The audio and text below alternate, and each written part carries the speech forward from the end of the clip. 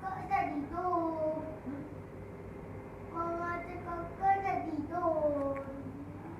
Dia membeli kakak dia. Okey, bisa. Korang langsung senang. Apa?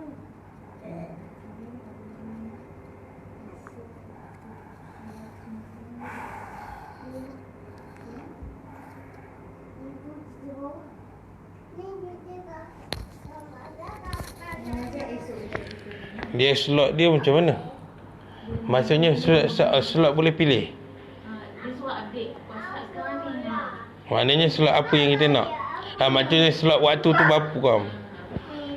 Last berapa? 9.30. Ingat ada kos 10 sini payahlah.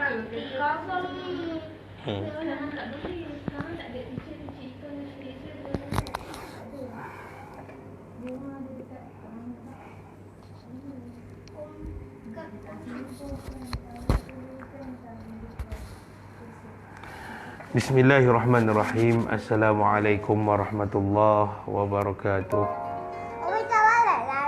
Alhamdulillahi rabbil alamin. Wassalatu wassalamu ala ashrafil anbiya'i wal mursalin Sayyidina Muhammadin wa ala alihi wa sahbihi ajma'in. Rabbi syrah lana sudurana wa yassir lana umurana wahlul 'uqdatam min lisanina yafqahu qawlina.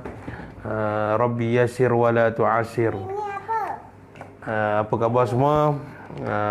Didoakan sahabat-sahabat Facebook yang tengah online, yang akan melihat video ni, yang akan mendengar video ni dalam keadaan baik dan kita mendapat perlindungan daripada Allah Subhanahu wa taala. Jadi kita ambil masa yang ringkas ini. Hari ini ada masa lebih sikit. Kita buat solat tarawih dan tarawih dan solat isyak awal sikit. Jadi ada masa ada masa yang terluang ini berkongsilah sekali lagi berkenaan dengan selawat nariah. Jadi alhamdulillah hari ini merupakan hari pertama semenjak PKP dilakukan, dilaksanakan. Hari ini berlangsunglah solat fardu Jumaat, tetapi seramai 12 orang saja. Tidak mengapa, sekurang-kurangnya Allah memberikan peluang kepada kita. Cuma saya pasti ramai di kalangan rakyat Malaysia ini dalam keadaan sangat rindu untuk kembali ke masjid. Kita doakan kepada Allah Subhanahu wa taala agar Allah menghapuskan virus COVID ini dengan segera, dan seluruh orang-orang yang beriman dan bertakwa kepada Allah taala ini dan orang Islam seluruhnya akan dapat kembali melaksanakan kewajipan kepada Allah Subhanahu wa taala dan kembali kepada masjid, kerana masjid ini adalah tempat yang sangat mulia, yang mana di dalamnya penuh dengan majlis ilmu dan majlis-majlis zikir, yang mana orang yang duduk di masjid ini dia ada mendapat keberkatan dan keampunan daripada Allah Subhanahu wa taala. Jadi hadirin hadirat, sahabat-sahabat sekalian, kita nak sambung pada pembahasan kita berkenaan dengan selawat nariah. Selawat nariah, dan kita telah berada di permohonan kita yang keempat, iaitu watuna lubihir raghaib. Asyik permohonan kita yang keempat je, kenapa tak alih kepada permohonan yang kelima? Sebab kita nak baca dalil satu persatu bagi menjelaskan bahawa dibolehkan kita membaca selawat kepada Nabi SAW, terutamanya khususnya pada malam ini selawat nariah. Cuma sebelum saya teruskan, saya mohon maaf kerana perbahasan tentang selawat nariah dan perkongsian ini saya tidak tetapkan waktu dan masanya, ikut dan je. Jadi sekurang-kurangnya walaupun tuan-tuan dan puan-puan tengok bukan secara live, tetapi sekurang-kurangnya tuan-tuan faham dan jelas apakah yang dikatakan oleh para ulama melalui hadis Nabi yang dibolehkan untuk kita membaca selawat kepada Nabi SAW. Terutamanya selawat ini perlu kita banyakkan bacaan selawat ini pada hari Sayyidul Ayyam, pada malam Jumaat iaitu hari Khamis malam, dan pada pagi hari Jumaat, kata para ulama. Maka kita berada di permohonan kita yang keempat, iaitu watunalu bihir raghaib. Watunalu bihir raghaib yang bermaksud segala keinginan bisa dicapai, iaitu dapat dicapai dengan berkat Nabi SAW. Apa hajat yang kita nak, insya-Allah dengan melalui keberkatan baginda Nabi SAW, pastinya kita akan dapat. Kerana janji Allah SWT dan Rasulullah ini penuh dengan keberkatan yang Allah kurniakan kepada baginda Nabi SAW. Dalil ketiga, hadis yang ketiga yang membolehkan kita membaca selawat nariah ini dan kita membaca permohonan kita yang keempat dalam selawat nariah ini adalah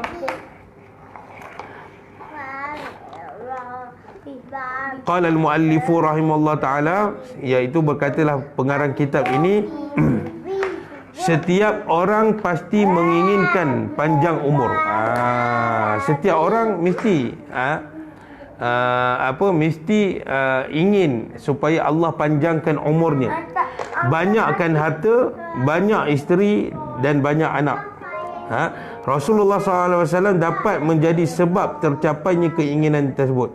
Ada orang yang sangat ingin umur dia dipanjangkan. Ada orang yang selalu minta, ya Allah kurniakan kepada kami rezeki yang banyak, rezeki yang baik-baik. Dia nak rezeki itu Allah limpahkan kepadanya banyak. Ada yang sentiasa mendoakan, kalau saya sebut ni pastinya kaum perempuan ni dia marah. Ya Allah, aku nak kahwinkan, aku nak kahwin lagi satu, tolong lembutkan hati isteriku. Allah akan makbulkan. Tak ada masalah kalau benda baik tu jalan. Tapi cuma ada pertimbangan. Kita kena faham ayat Al-Quran yang mana Allah menyebut fankihu ma tabalakum minan nisa masna wa sulasa wa ruba'. Selepas itu Allah sebut, Allah sebut lagi sebut lagi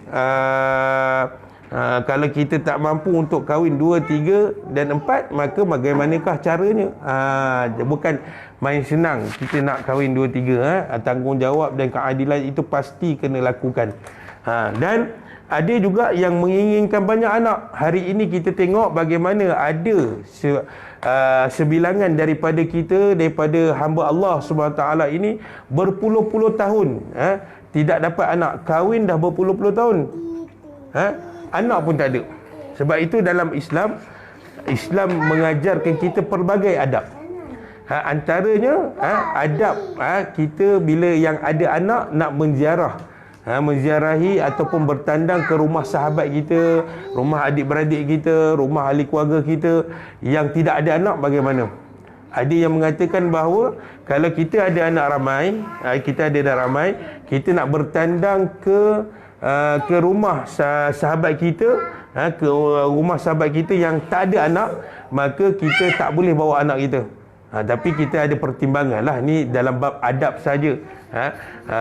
Dia ada pertimbangan lah. Kalau anak kita yang masih bayi, takkan kita nak tinggalkan di rumah, kan? Maka perlu, kalau anak kita yang dah besar-besar, kita kena tinggalkan di rumah supaya orang sahabat kita yang kita nak bertandang ke rumahnya tu melihat anak ini, dia tak rasa kecewa dan dia tidak rasa dia tidak rasa terkilan. Oh, dia ni ada anak ramai, aku ni tak ada anak lagi. Berpuluh-puluh tahun habis diorang ni. Memang bila orang yang tak ada anak ni, dia gaji dia besar ataupun pendapatan seisi rumah dia jadi besar. Sebab apa? Tak ada tanggungan, hanya isteri dengan suami saja. Tapi Allah uji kebanyakan ni, apa yang saya lihat, Allah uji mereka ini dengan cara macam mana? Mereka ini habiskan duit untuk pergi berubat. Jadi itu adalah ujian Allah kepada hamba-hamba, sahabat-sahabat kita yang Allah uji dengan ketiadaan anak. Maka kita kena faham di situ. Baik. Maka keinginan kita kepada semua itu dengan berkat Nabi SAW, insya-Allah Allah akan kurniakan, Allah akan makbulkan. Tetapi perlu diingat sekali lagi, saya perlu ingatkan kepada sahabat-sahabat sekalian, perlu diingatkan sekali lagi, bukanlah kita minta kepada Rasulullah secara hakikatnya, akan tetapi kita kepada Allah Subhanahu Wa Taala supaya Allah makbulkan permintaan kita, permohonan kita, hajat kita dengan berkat Nabi SAW. Nabi tak boleh bagi apa-apa. Hidayah, Nabi tak boleh bagi hidayah. Cuma Nabi membawa hidayah, membawa risalah agama yang benar untuk disebarkan, untuk disampaikan kepada masyarakat yang berada di dalam kejahilan. Maka yang memberi hidayah itu, yang memilih untuk diberi hidayah itu hanyalah hakikatnya Allah saja yang tahu siapakah yang Allah nak berikan hidayah itu kepada yang dikehendaki. Maka hari ini kita faham bahawa tidak menjadi kesalahan dalam kehidupan kita untuk bertawasul. Ini istilah dia bertawasul. Kita nak mohon kepada Allah Taala dengan berkat Nabi SAW, ini adalah istilahnya istilah bertawasul. Jadi tidak ada benda yang meragu-ragukan kita untuk kita bertawasul kepada Rasulullah SAW, kerana hakikatnya adalah kita mohon kepada. Baik, daripada perbahasan ini kita tengok hadis Nabi SAW. An Anas radhiyallahu anhu qala ja'at bi ummu Anas ila Rasulillah sallallahu alaihi wasallam wa qad azzaratni binisfin khimariha wa raddatni binisfihi faqalat ya Rasulullah hadha unaisun ibni ataituka bihi yakhdumuka fad'u Allah lahu faqala Allahumma akthir malahu wa waladahu.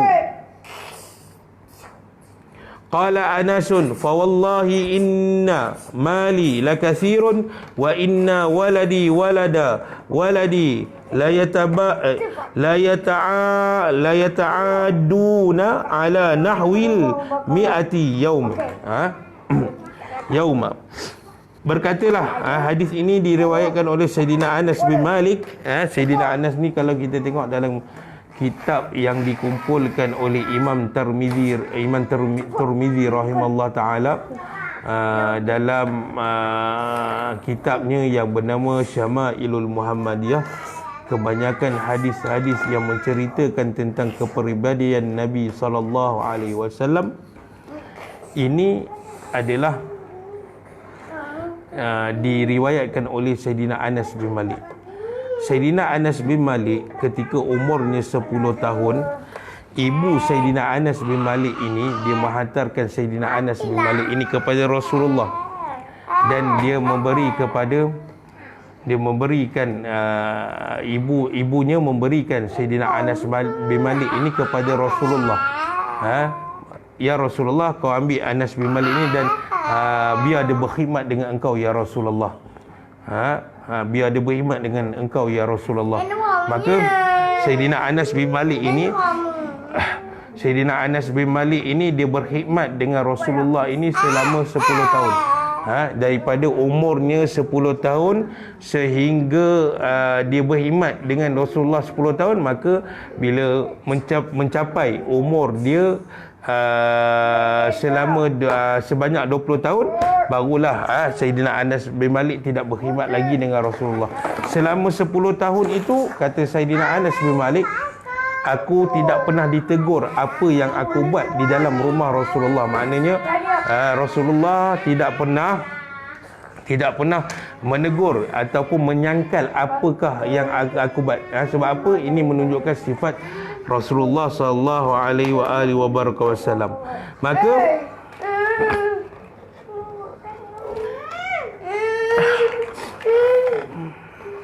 Maka Sayyidina Anas bin Malik berkata,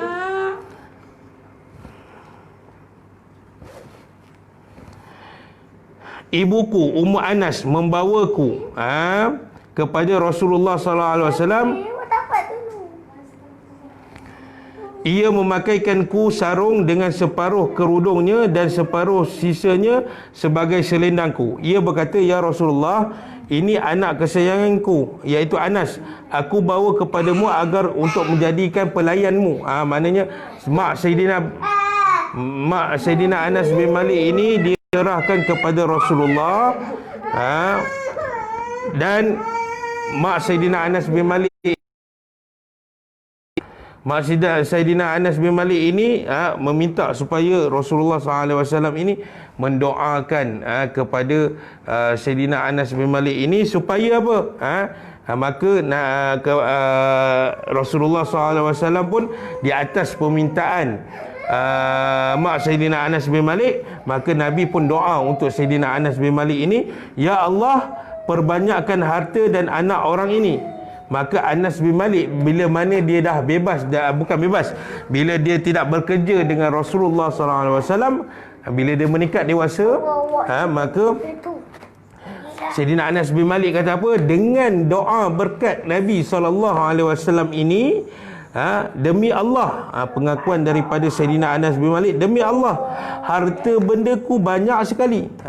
Maka bila mana Sayyidina Anas bin Malik ini dia dah meningkat dewasa, dia dah berkahwin, dia ada anak, maka dia kata, demi Allah, harta bendaku banyak sekali. Anak cucuku hari ini lebih daripada 100 orang. Dan Allah mengabulkan doa Nabi SAW dengan apa? Salah satunya, Allah memanjangkan umur Sayyidina Anas bin Malik. Sayyidina Anas bin Malik dikatakan juga oleh para ulama, dia di antara sahabat Nabi yang hidup paling lama, selain daripada sahabat Nabi yang bernama Tufail radhiyallahu anhu. Maka dua orang sahabat ini adalah yang hidup paling lama sehingga bertemu dengan para tabi'in. Jadi sepanjang hidup Sayyidina Anas bin Malik itu dalam keadaan umurnya yang panjang, kata Sayyidina Anas bin Malik, hasil ataupun berkat daripada doa Nabi SAW, harta aku sangat banyak dan aku dapat anak ini lebih daripada 100 orang. Boleh bayangkan tak bagaimana keadaan Sayyidina Anas bin Malik? Ini semua berkat daripada doa Nabi SAW.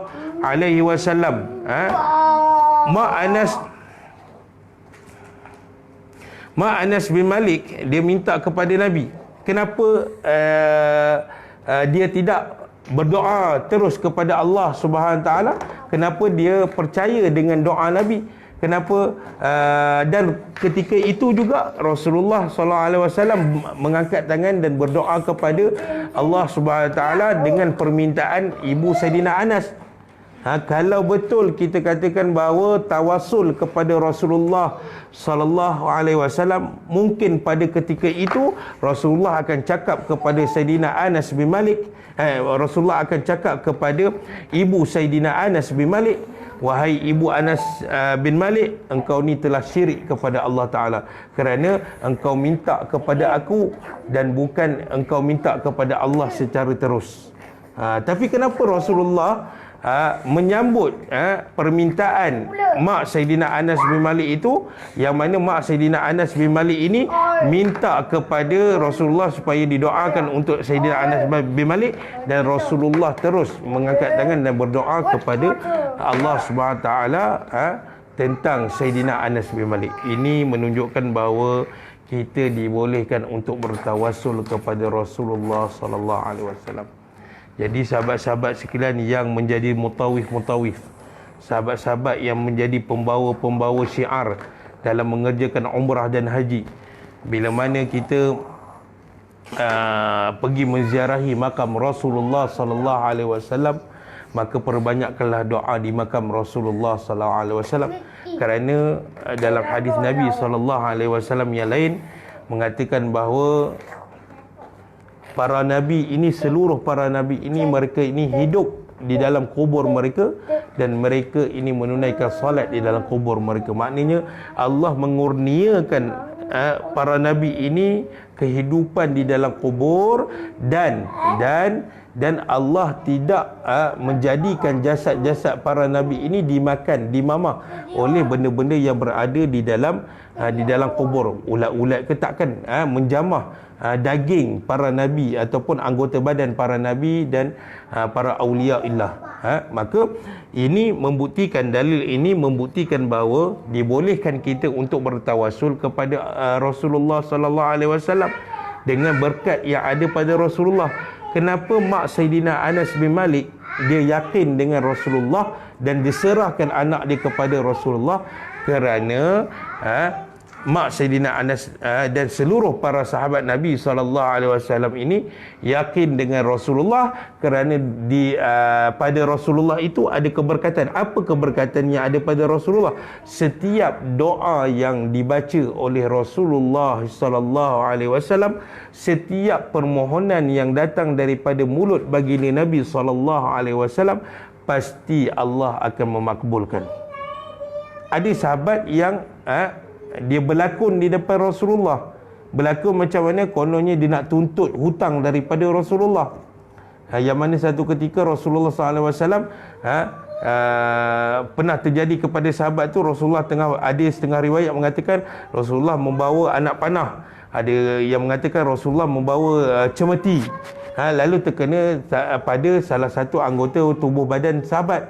Maka di hari Rasulullah sedang sakit, yang panjang, iaitu sakit untuk Rasulullah wafat ketika itu, maknanya Rasulullah dah tak larat. Rasulullah tanya kepada sahabat yang berada di hadapan, siapa lagi yang masih ada aku berhutang dengannya? Maka ada seorang sahabat ni bangun, dia kata, ya Rasulullah, aku nak tuntut hutang hari ni. Lama dah ni, tapi aku nak tuntut hari ni sebab engkau telah memberi isyarat bahawa siapa nak tuntut hutang daripada engkau, sila bangun dan nyatakan apa benda. Maka sahabat ni bangun, diringkaskan cerita tu. Sahabat inilah yang pernah Rasulullah bawa anak panah tu terkena badan, terkena bukan saja Rasulullah cucuk, terkena. Lalu dia kata satu hari dia cerita balik, satu hari kau macam ni ya Rasulullah, macam ni terkena pada badan aku, hari ni aku nak buat balik kepada badan engkau ya Rasulullah. Jadi dia nak balas balik apa yang pernah Rasulullah buat, sedangkan pada ketika itu bukan saja-saja Rasulullah buat, tapi terkena saja. Maka Rasulullah SAW pun suruh sahabat yang lain pergi ambil cemeti ke ataupun anak panah ke untuk diserahkan kepada sahabat yang tuntut bela ni balik. Maka sahabat ni pun pergi ambil alat tu dan beri kepada sahabat ini. Maka Saidina Umar ketika itu melihat, dia tak tahan dah, kerana dia melihat sahabat ini tuntut hutang dengan Rasulullah dan tidak beradab dengan Rasulullah. Maka Rasulullah pun mai sini, Rasulullah panggil dan minta dia lakukan apa yang telah Rasulullah lakukan pada dia ketika dahulu. Maka sampai saja sahabat di depan Rasulullah, sahabat yang tuntut hutang kepada Rasulullah itu, maka sahabat yang tuntut hutang itu melepaskan senjata yang diberikan tadi dan terus peluk kepada Rasulullah sallallahu alaihi wasallam. Sahabat ini berkata kepada Rasulullah, ya Rasulullah, tidak ada benda lain yang aku mengharapkan melainkan aku ingin mendapat keberkatan daripada engkau dengan cara macam mana supaya kulit aku ini terkena dengan kulit engkau ya Rasulullah. Pastinya bila mana kulitku terkena dengan kulit engkau yang mulia ini ya Rasulullah, pastinya kulitku ini tidak akan dijilat oleh api neraka. Maka Rasulullah doakan kepada sahabat ini, insya-Allah aku doakan, Rasulullah doakan sahabat ini bila berada di akhirat nanti, api neraka ini tidak akan menjilat kulitnya walaupun sedikit. Tengok keberkatan, keberkatan yang diambil oleh para sahabat Nabi SAW kepada Nabi. Ada yang minum darah bekam Nabi SAW. dia telan dalam perutnya, dan Nabi doakan, aku doakan supaya perut engkau ni tidak terkena dengan penyakit taun dan tidak akan dijilat oleh api neraka. Ada juga yang mana Nabi diminta untuk Nabi menyembuhkan penyakit bisu, dan Nabi pegang di atas umbun-umbun kepala budak tersebut. Bila mana budak itu menjangkau dewasa dan berusia, di kawasan yang pernah dipegang oleh Nabi SAW di kepalanya masih hitam, tetapi yang di sekeliling yang tidak dipegang oleh Nabi SAW ini menjadi putih beruban. Ini keberkatan Rasulullah SAW. Tetapi kenapa hari ini timbul kembali fahaman-fahaman sesat yang mengatakan berselawat kepada Nabi SAW, yang mengatakan bertawasul kepada Nabi SAW, yang mengatakan menziarahi makam Rasulullah SAW, ini adalah satu perkara yang bid'ah yang tidak pernah dilakukan oleh Nabi SAW maupun para sahabat. Sedangkan ini adalah amalan yang dilakukan oleh para ulama seluruh dunia. Sebab itu Ahlus Sunnah wal Jamaah ini nama dia pun kita faham, kerana para ulama seluruhnya, majoriti berpegang kepada akidah yang dibawa oleh Nabi SAW. Apa dia akidah Nabi SAW? Akidah yang tidak menjisimkan Allah, yang tidak memfizikalkan Allah, yang tidak menyamakan Allah dengan makhluk, dan tidak menetapkan bahawa Allah berada di mana-mana.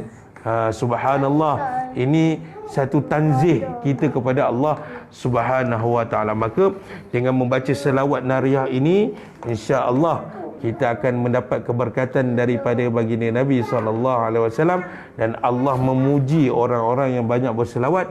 Sebab itulah dijanjikan pelbagai janjian oleh Nabi SAW, dan janji itu pasti kita akan dapat, kita akan dapat daripada Nabi dan daripada Allah Subhanahu Wa Taala. Kerana berselawat ini, kalau kita kaji betul-betul, satu, kita faham bahawa ini galakan daripada Allah Subhanahu Wa Taala supaya kita berselawat kepada Nabi SAW. Bila Allah menggalakkan kita supaya untuk memperbanyakkan selawat, maka takkanlah Allah mensia-siakan galakan itu kepada hamba-hambanya yang banyak berselawat. Pastinya Allah akan bantu, pasti Allah akan bantu.